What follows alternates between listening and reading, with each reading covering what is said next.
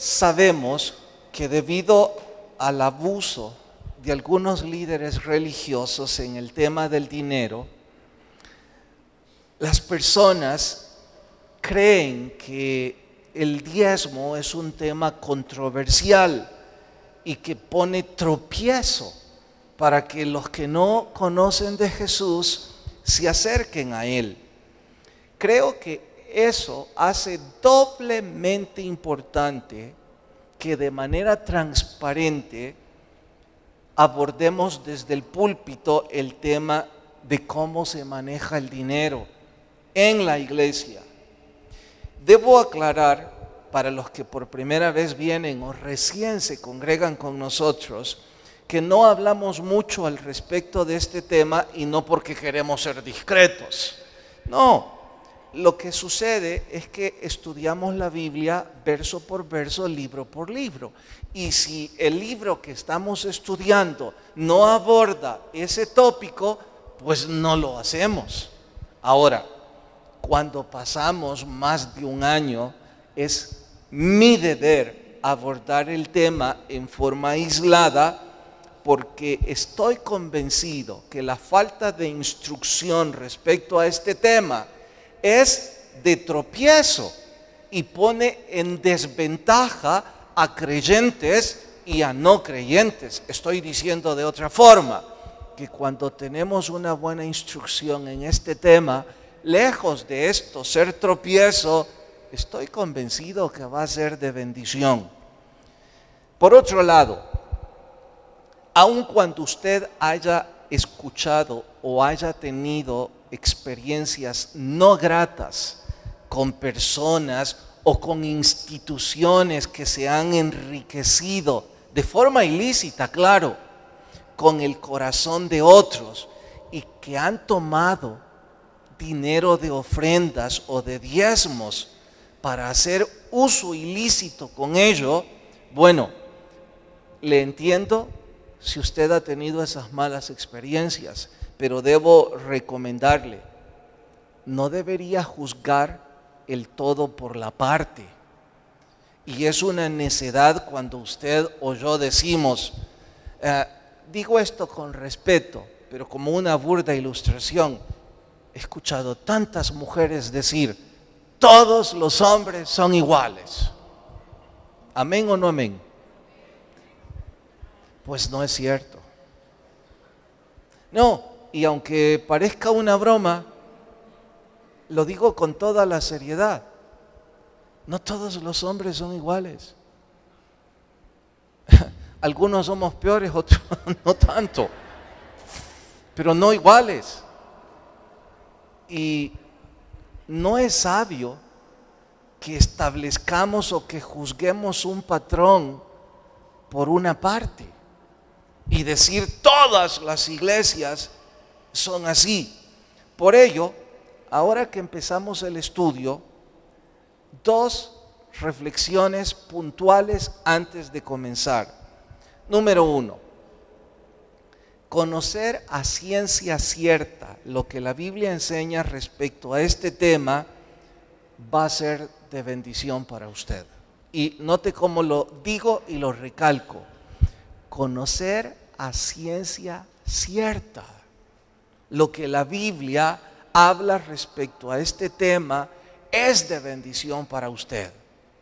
De esa forma, usted ya no va a estar expuesto ni a experiencias negativas, ni tampoco a habladurías de las personas.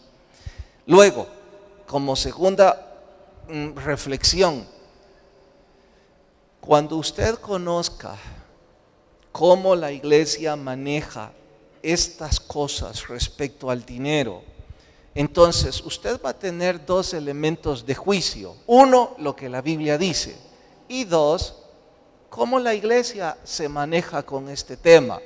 Y después de eso, usted saque los juicios que usted considere pertinentes.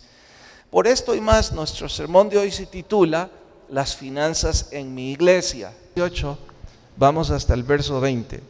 Dice, y Jehová dijo a Aarón, de la tierra de ellos no tendrás heredad, ni entre ellos tendrás parte. Yo soy tu parte y tu heredad en medio de los hijos de Israel. Esta última frase les animo que la repitan conmigo en voz alta. Yo soy tu parte y tu heredad en medio de los hijos de Israel. Hasta ahí leemos y oramos. Señor, te ruego tu Espíritu hable a nuestras vidas, que recibamos edificación en el estudio de tu palabra. En el nombre de Jesús, amén. Bueno, debo darle algunas aclaraciones que son pertinentes para este tema. La primera de ellas: si usted está por primera vez aquí o recién comienza a estudiar la Biblia con nosotros 2 o 3 meses atrás y está a punto de decir, al fin salieron con este tema, o algunos dirán, al fin me decido venir a la iglesia y lo primero que salen es hablando de Pisto. Bueno, a ustedes me alegra que estén aquí y que empiecen el conocer de esta congregación abordando este tema. Digo que me alegra porque si usted sigue estos 2 estudios con sumo interés, cuando usted termine hoy y el domingo de seguir estos estudios, usted va a tomar una decisión fundado en conocimiento propio, con Biblia en mano, y no tendrá que hablar de lo que otros opinan o de sus propias experiencias. Su juicio estará basado en lo que la Biblia enseña. En cuanto a los que no son nuevos, sino que tienen años de estudiar la Biblia con nosotros, yo creo que no es que refresque nuestro conocer al respecto, yo más creo que enriquece nuestra edificación espiritual, y ya pronto lo verán por qué. Así es que diría que deberíamos estar doblemente atentos. Como aclaración y como fundación, antes de ir a la materia, la salvación de su alma no tiene nada que ver con el tema dinero. Por favor, deje eso muy en claro antes de continuar el estudio. La salvación de su alma no tiene nada que ver con el tema dinero. Usted puede entrar al cielo sin nunca haber puesto un 5 para ayudar a nadie en una iglesia o en cualquier sitio. Si alguna vez usted escuchó un predicador, y si fui yo uno que le dije que usted necesitaba depositar sus diezmos o ayudar en concepto de donación o de ofrenda para recibir salvación, el tal es un charlatán. La prueba bíblica de que usted puede entrar al cielo sin haber dado nunca un 5 está con el ladrón que murió al lado de Jesús en la cruz. ¿Recuerdan que Jesús le dijo, hoy mismo estarás conmigo en el paraíso? Y nunca dio ofrenda. Bueno, es más, creo que este se robaba las ofrendas. Nunca dio un centavo. Así es que si entre nosotros hay alguno que se inquieta por esto y piensa que estamos diciendo que vamos a pedir dinero, está bien lejos de la verdad. Y por eso recalco, me alegra que usted comience, o los que ya tienen ratos, que recordemos este tema para poner la fundación en nuestro diario vivir. Claro que sí debo advertir, lo que la Biblia sí anuncia respecto al tema del diezmo es recompensas terrenales. Atentos. Lo que la Biblia sí anuncia es recompensas terrenales a los que son cumplidores en este tema. Pero es exactamente igual como anuncia recompensas a aquel hombre que es humilde y que es compasivo. La Biblia dice que tendrá recompensas aquí mismo, además de la vida eterna. porque esos valores morales traen consigo recompensas terrenales. ¿Me doy a entender? Pues de igual forma, la Biblia dice que aquellos que sean fieles con esto también recibirán bendición al respecto. Y por eso dije, aquellos que son viejos de estar en el Evangelio y que están pasando tremendos problemas, mire, no se preocupe porque no es mi opinión, es bíblica. Como usted es viejo de estudiar la Biblia, usted solo debe contestarse si usted ha sido fiel en esto. Y si no lo ha sido, ¿qué se sorprende de sus malas finanzas? Yo creo que no debería haber ningún tipo de sorpresa, porque usted sabe suficientemente bien esta doctrina. Pero en fin, un buen momento para recordársela. Imagine, personas que hasta quizás nacieron en el Evangelio, que tienen más edad que yo, que no tienen excusa bíblica, excusa de falta de conocimiento, de falta de instrucción. Simple y sencillamente no les da la gana. La excusa que dan, problemas. Si sus problemas pueden ser por eso, y usted lo sabe. Pero en fin, no más como pequeñas aclaraciones. No se le ocurra nunca etiquetar lo que acabo de decir de recompensas terrenales con la semejante fraseología que ahora menciono y que pulula en otras organizaciones. Frases como: hay que sembrar para recibir, hay que invertir en el reino. Y quienes ocupan esas frases parecen tan convincentes que, claro, los incautos que no estudian la Biblia creen que esto es un negocio. Ponga y el Señor le va a dar. Pues ahora le voy a decir, si usted piensa de esa forma, ponga y lo que el Señor le va a dar es una gran reprimenda. Porque el Evangelio no es ningún negocio. Los que dicen esas frases son los mercaderes del Evangelio, que se aprovechan de la gente ignorante y de algunos académicos o de algunos adinerados que les gusta seguir las mentiras, que finalmente ellos están en el grupo de los ignorantes, porque la Biblia no enseña nada de eso. Lo que la Biblia sí dice es que podemos tener algunas recompensas y bendiciones como en cualesquiera otro de los valores morales y espirituales. Bueno, todo esto lo estoy diciendo como una especie de marco teórico aclaratorio antes de entrar al tema propiamente dicho. Pero voy a dejarlo hasta ahí y voy a ir ya a los orígenes del tema del diezmo. Cuando digo orígenes es porque cuando nosotros conocemos la historia, entonces podemos colocar una fundación y decir, bueno, ahora sé de dónde viene esto. Es mucho más antiguo que la ley de Moisés, o sea, es antes que el Decálogo. Aparece por primera vez en el Génesis cuando Abraham, imagine, el padre Abraham, mucho tiempo atrás de Moisés, le pagó sus diezmos al sacerdote Melquisedec. Esa es la primera vez en la Biblia, pero su cumplimiento regular aparece en forma más expresiva en la época de los patriarcas, cuando Israel se constituye como nación.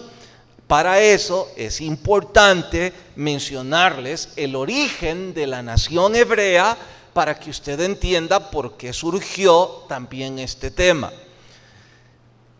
Los judíos, la nación israelita o el pueblo hebreo, como usted quiera llamarle, se originó en un grupo tribal. En ese entonces, casi 5,000 años atrás, no eran naciones, eran tribus. y se le reconocía como grupo tribal a una familia grande que de pronto requería algún tipo de administración, ya no de familia, sino más bien un sistema un poco más sofisticado. A eso se le llamaba tribu. Y si no todas, pues la mayor parte de las naciones en la historia de la humanidad han surgido dependiendo de grupos tribales. Pues ¿qué es lo que sucedió? Jacob, que después Dios le cambia el nombre por Israel, tuvo 12 hijos. Su familia eran 12 hijos. Y cuando estos eran chicos, esto por supuesto no era una tribu, esto era una familia. Pero el tiempo pasó, los chicos se convirtieron en hombres y ellos conformaron sus propias familias. Así es que ya no era una familia, sino que era una familia grande compuesta por 12 familias. ¿Me estoy dando a entender? A estas 12 familias se les llamó tribus. Estos eran los grupos tribales. Dios ofreció a Jacob y como promesa le dijo que de él saldría una nación tan grande que no se podría contar en número. Sería tan inmensa como las estrellas del firmamento. Estaba anticipando a los judíos. Y conforme empezó a crecer la familia de Jacob o de Israel, llamémosle mejor Israel, como empezó a crecer, cada uno de sus hijos también empezaron a multiplicarse. De pronto, ese grupo tribal era tan grande que ya no era un grupo tribal, sino era la tribu de Israel. Entre más crecía, más sofisticado debía ser todo el sistema. Piénsenlo de esta forma. Aquellos que, como los que raya su edad igual que la mía, 40 o 50, que tenemos el privilegio que nuestros padres viven. Pues bien, mi familia nuclear es mi esposa e hijos, pero toda mi familia se compone de la familia de mis papás. Ese es el grupo. Y entre más crece, más sofisticado. Ahora, si yo necesito enseñar la Biblia a mi familia nuclear, no necesito más que yo ser el instructor de mis hijos, de mi esposa, porque convivo con ellos, mi vida es pasar tiempo con ellos, entonces tengo acceso a su educación, al menos eso me demanda la Biblia y la sensatez. El problema es que si mi familia crece, entonces yo ya no puedo hacer eso. El punto acertado sería si mi papá a esta altura quisiera él educar a su familia, a su tribu, ya no podría. Somos muchos. Y no solo eso, sino que también la familia se ha diversificado, nuestros horarios son distintos, nuestros gustos, nuestras prioridades han cambiado, ya no somos parte de la familia nuclear de mi papá. Pero mi papá dice, no importa. Esto es lo más grave. Este es mi legado. Debo enseñarles sobre el temor a Dios. ¿De acuerdo? Entonces, ¿cómo lo va a hacer? Bueno, aquí es donde Dios inventó el diezmo. Atentos a lo que sigue. Esta segunda parte le llamo la justificación del diezmo. La nación judía creció, al punto de que Israel ya no podía educar espiritualmente a la nación, porque ya no era una tribu, era una nación. Dios le dijo entonces, mira, vas a hacer lo siguiente, vas a organizar a tu familia de tal forma que de los 12, uno de ellos no puede dedicarse a actividades productivas, a actividades que produzcan dinero. Los otros 11 pueden hacer lo que quieran, dedicarse a la agricultura, a la pesca, pueden estar en el comercio, pueden hacer lo que quieran, pero uno de tus hijos, uno de los 12, se va a dedicar exclusivamente al programa de educación espiritual. De esta forma habrá un equilibrio. Así es que tu hijo Leví, de donde viene Aarón, él y sus hijos y los hijos de sus hijos, hasta la eternidad, su llamado será trabajar en el sistema de educación espiritual. Y cuando llamo sistema de educación espiritual, me refiero que entre más crecía la nación, más sofisticado era el sistema. ¿Por qué? Ya no era un solo sitio en donde se congregaban a estudiar sobre la Biblia. Tenían que haber varios edificios para ello.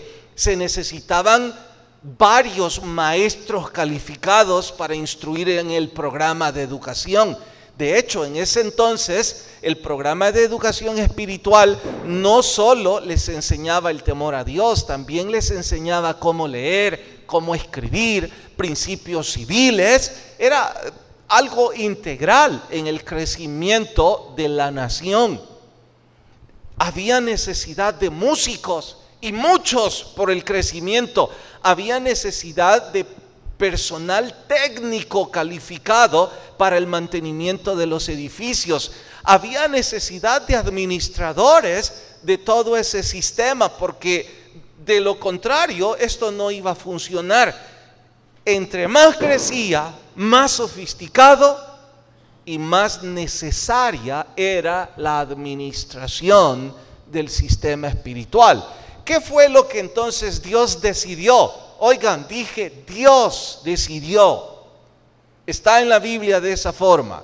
Le dijo a Israel: de tus 12 hijos, deja a uno que se dedique a eso. Este es el responsable de educar espiritualmente a los otros 11. La pregunta fue, si esta tribu, la de Leví, no iba a dedicarse a actividades productivas, pues entonces, ¿cómo iban a mantener toda esa tribu?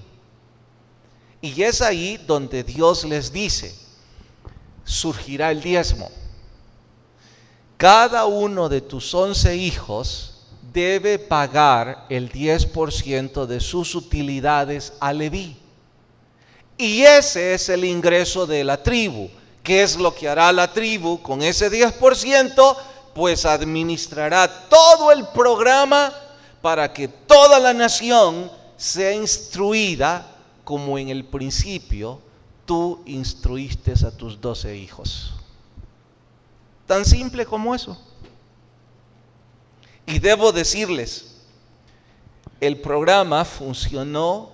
Bueno, eso no debe sorprender, porque si Dios lo diseñó, iba a funcionar.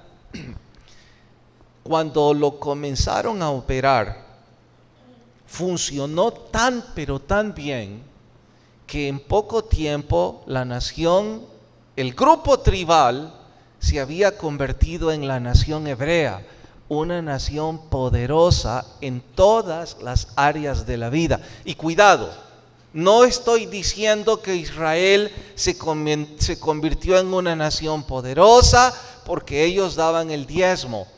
Estoy diciendo que ellos fueron una nación poderosa porque era una nación temerosa de Dios.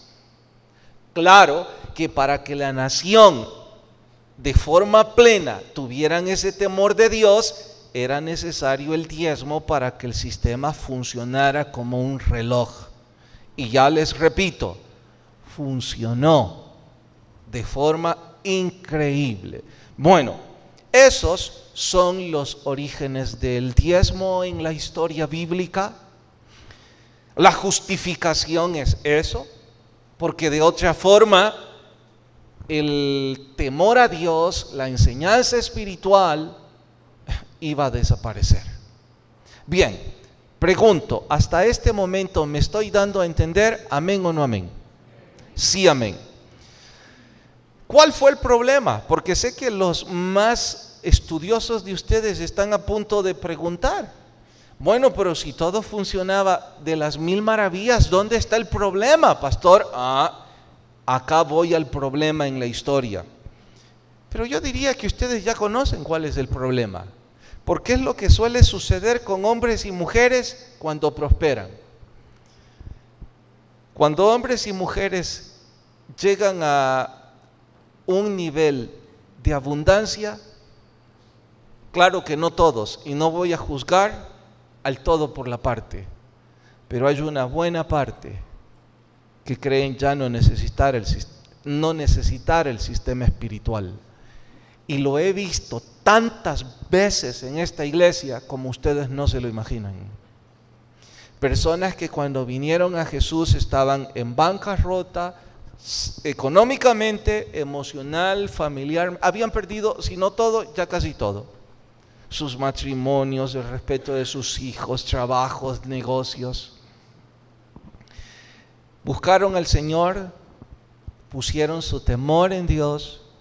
Seguro empezaron a ser fieles en este tema también, no solo fieles en el matrimonio, sino en, qué sé yo, todas las áreas de las que la Biblia ofrece recompensa. Y empezaron a prosperar, exactamente como esta nación. Pero claro, cuando ya son grandes, creen que no necesitan a Dios. Y eso es lo que pasó.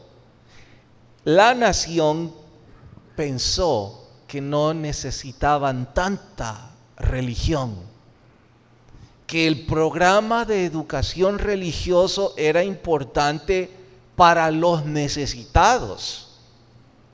Claro, salían de la esclavitud, estaban atados en tanta miseria, ahí sí se necesita a Dios.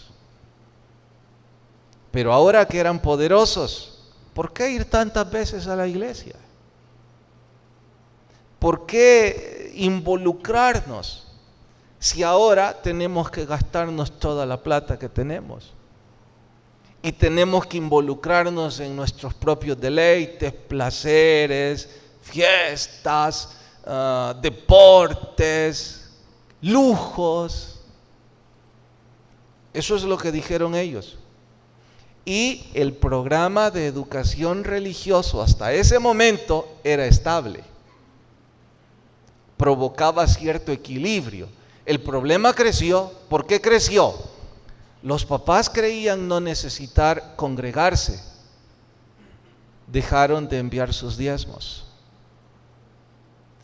Los hijos, algunos crecieron sin conocer nada de Dios, solo conocían de prosperidad. El sistema empezó a venirse en picada. Algunos de los levitas, diría yo, los más honestos, no diría los buenos, los más honestos, cuando se toparon que el sistema ya no era sostenible financieramente hablando y que ya no tenían para pagar el sostenimiento, no solo de la infraestructura física, sus salarios, la comida de sus hijos, de los de mantenimiento, de los músicos, de los maestros, de los sacerdotes, de los ingenieros, etcétera, etcétera. Los más honestos empezaron a buscar trabajo, renunciaron a su trabajo como levitas y empezaron a unirse al trabajo de las 11 tribus restantes, lo cual parecía no ser ningún pecado. No tengo más para sostener a mi familia, pues me dedicaré a algo productivo. Dije los más honestos, porque ahora les voy a mencionar lo que hicieron los menos honestos. Estos se volvieron mercenarios de la religión. empezaron a vender una religión adulterada.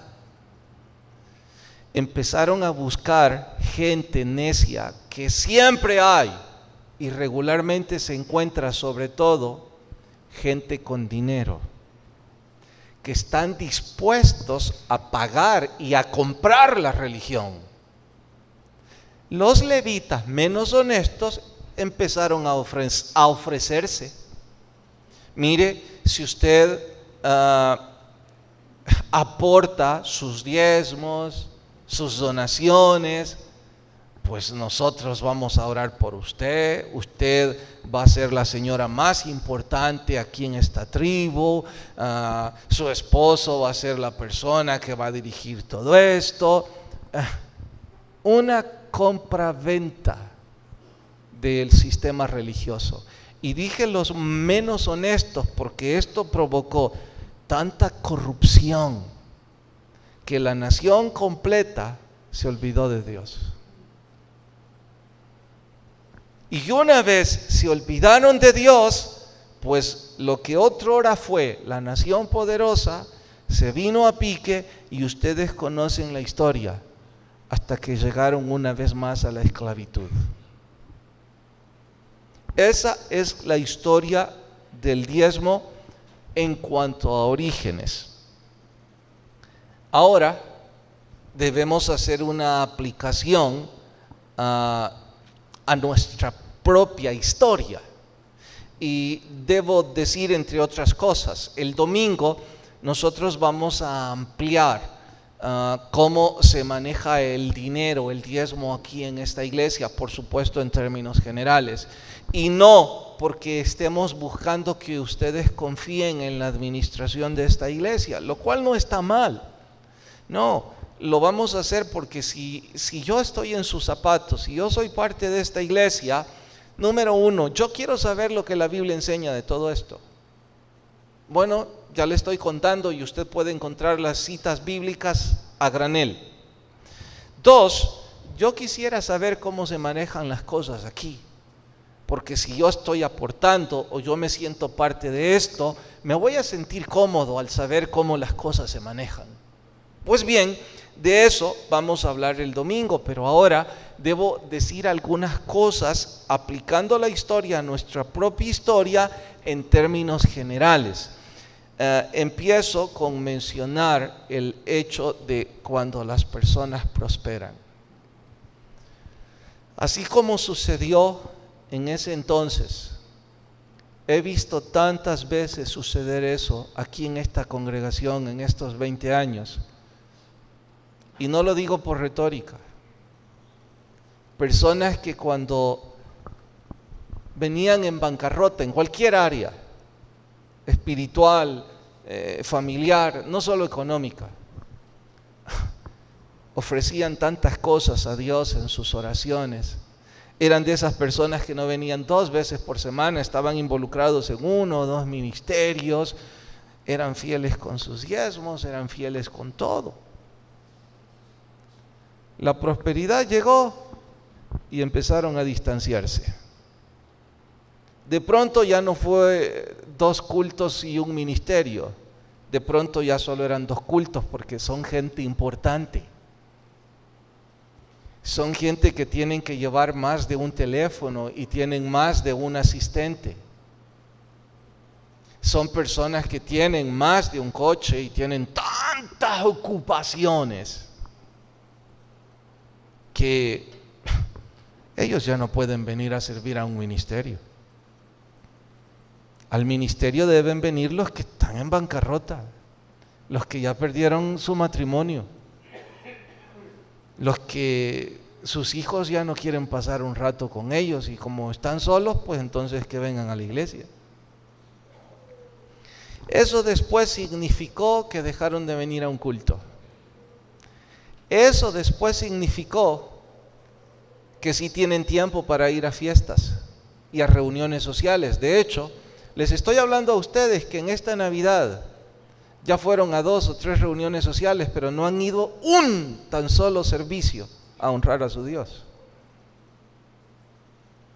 Pero ya fueron a 3 o 4 reuniones sociales. Pero pastor, no satanice las cosas, eso no es pecado. ¿Es que acaso yo dije que era pecado?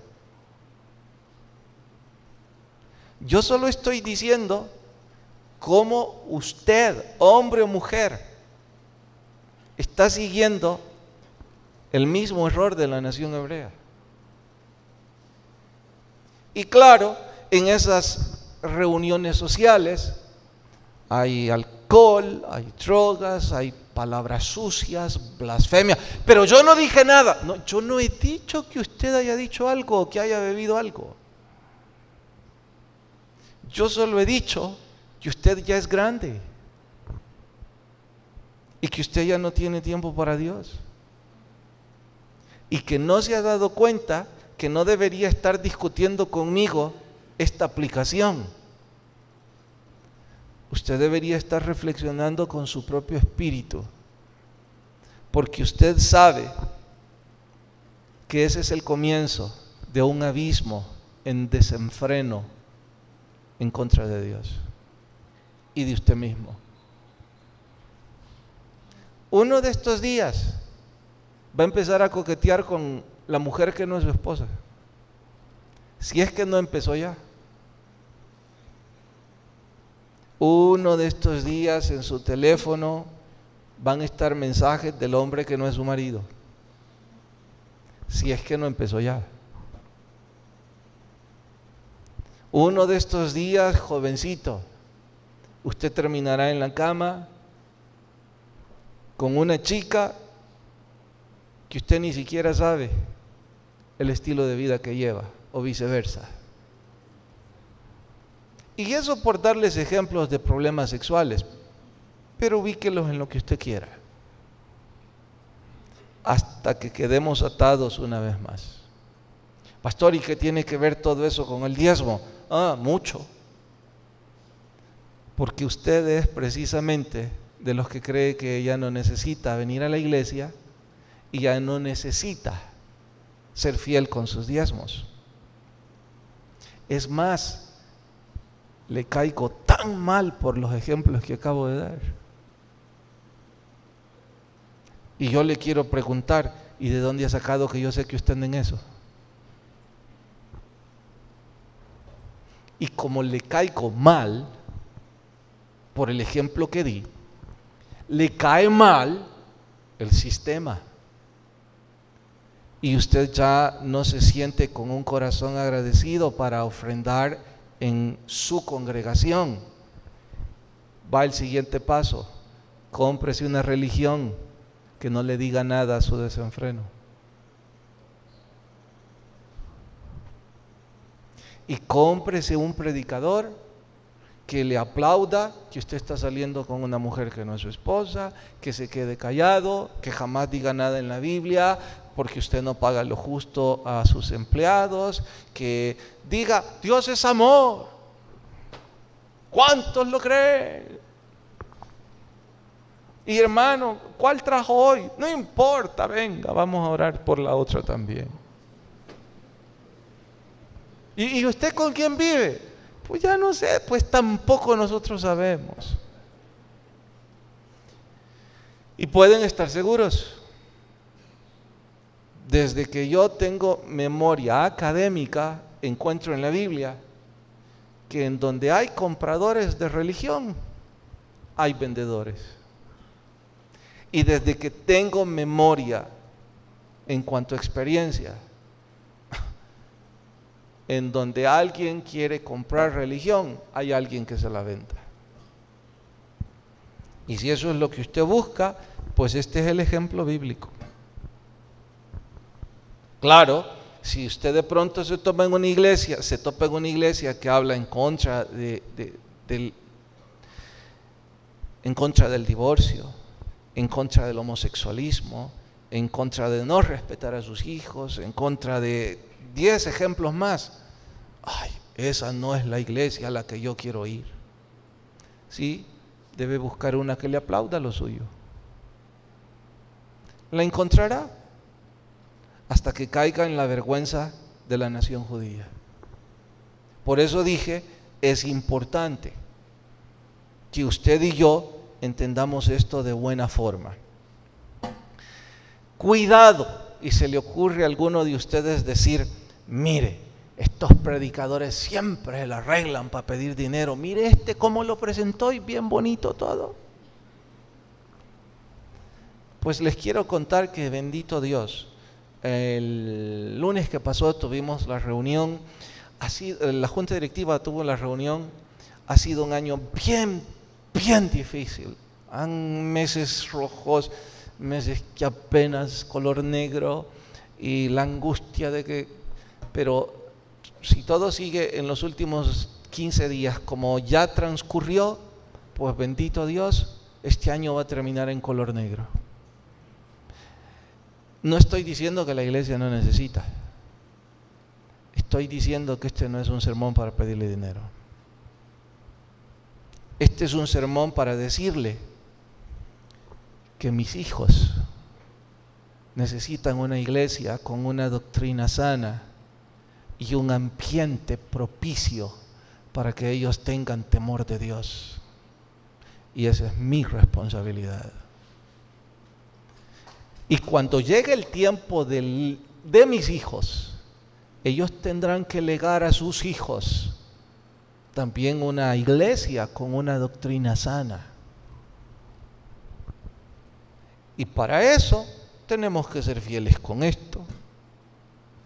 Tan simple y tan práctico como el siguiente ejemplo. A ver,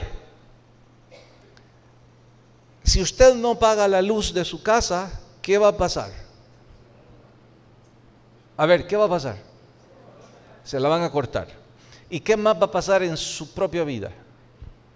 Le van a cortar la luz, ¿qué va a pasar extra?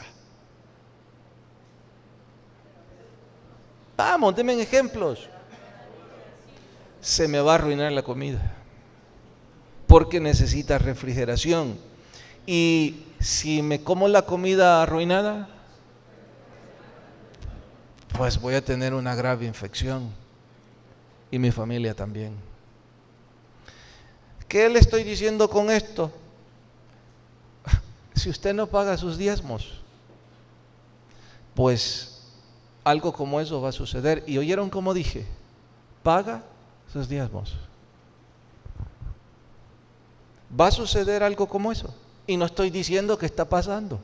Solo estoy diciendo que es mi responsabilidad delante de Dios como papá de mis hijos que el sistema funcione.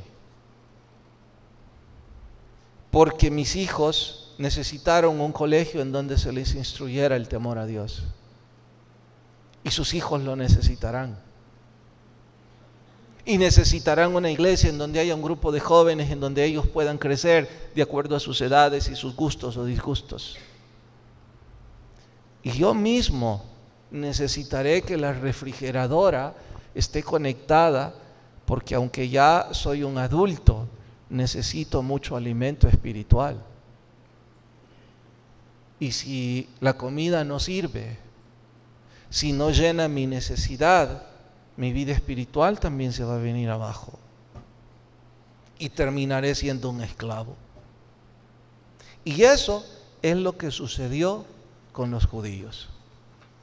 El domingo vamos a ver un poco más sobre nuestra iglesia, pero antes quiero decirles por qué tomé Números 18-20, porque algunos deben decir, ¿y por qué se agarró de aquí? Hoy nos correspondía ayuno, ¿se acuerdan? Bueno, los que ayunamos, hoy correspondía ayunar. Y nos reunimos, como ya se hizo no costumbre, sino un privilegio al mediodía, a orar, a compartir un poco. Y estábamos hablando del privilegio de trabajar en la iglesia, porque si trabajábamos en otro sitio, a lo mejor lejos de que alguien nos llamara para orar, nos iba a dar una gritada. Y eso, aunque a veces no recibimos el dinero que quisiéramos, es una bendición que no podemos comparar. Entonces,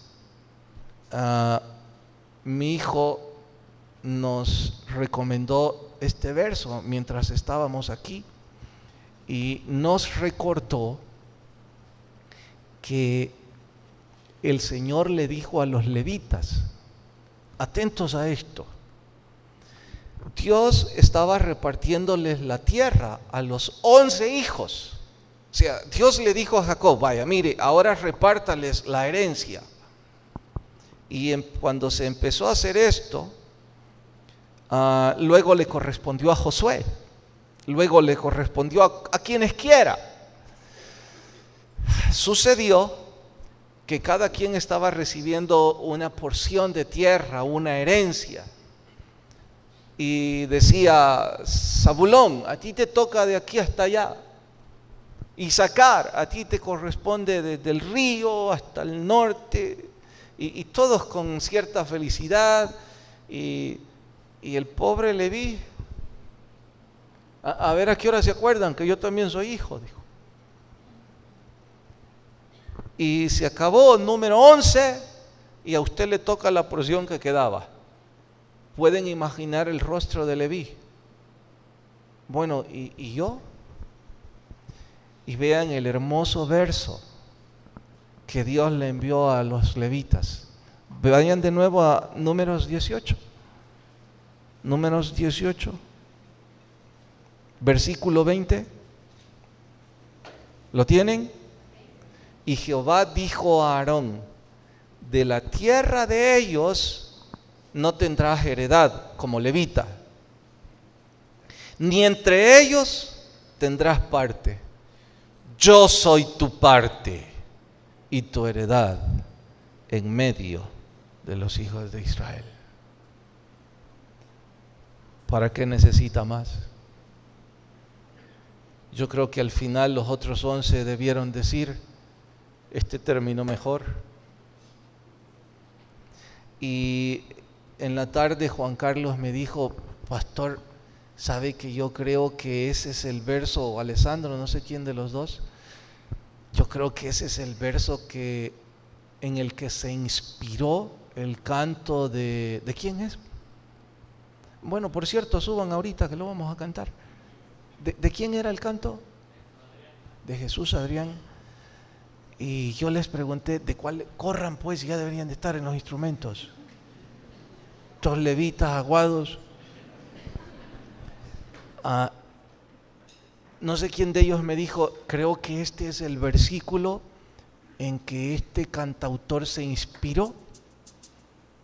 Y yo le presté atención al canto y dije, pues mira, no tengo ni idea si se inspiró en ese verso o no, pero de que nosotros nos vamos a inspirar en ese verso, eso tenerlo por seguro. Nosotros los que trabajamos aquí tenemos el privilegio de llamarnos con propiedad levitas, pero los que no trabajan aquí sino en otras áreas, yo creo que también tienen el privilegio de llamarse con propiedad levitas y apropiarse de esta promesa. Para Levini, por favor. También tienen el privilegio. ¿Por qué lo digo? Porque a lo mejor le pasa a las mías. No tenemos nada. Y qué bendición que no tenemos nada terrenal, pero nuestra porción es nuestro Dios. Y que nuestra herencia es el Señor. No necesitamos más que su presencia. Los que tienen, gloria a Dios por ustedes, no está mal. Al contrario, creo que se van a apropiar más de esto y creo que pueden ser más bendecidos porque si entienden esto, el Espíritu Santo los va a volver humildes. Y el Espíritu Santo hará que ustedes estén tan agradecidos porque además de tener la porción terrenal, tienen una porción espiritual y eterna. Así es que los que conocen el canto, les sugiero cierren sus ojos. Y los que no, lo seguimos. ¿Lo tenés aquí en la letra o no, Alessandro? Lo seguimos aquí y lo cantamos juntos.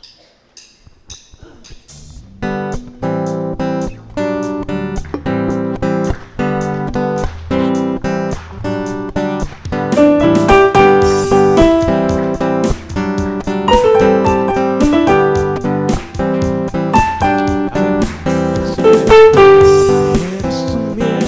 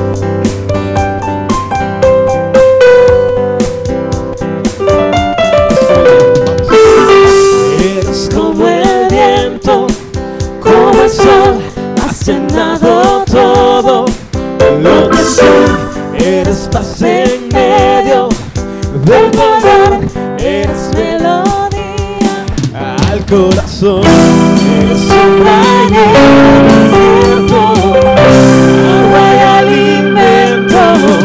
Eres tú. Eres el mejor amigo que pude tener en la oscuridad y que amanecer voy a ser. Este corazón vida, toda la vida, sin pensar en otro lugar. ¿Cuáles son ustedes? Eres el mejor amigo que pude tener en la oscuridad y que amanecer voy a ser. Este corazón un día encontrará toda la vida sin pensar en otro lugar.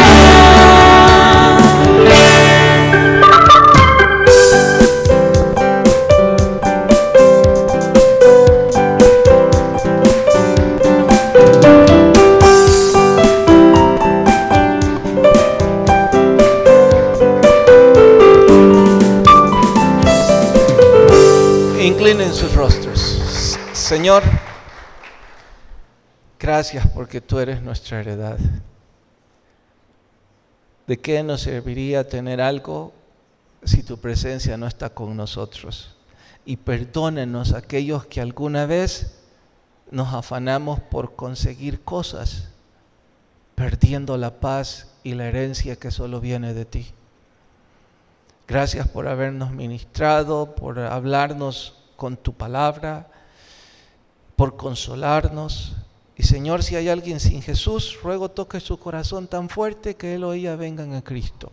Los que por primera vez vienen, atiéndanme mientras todos oran.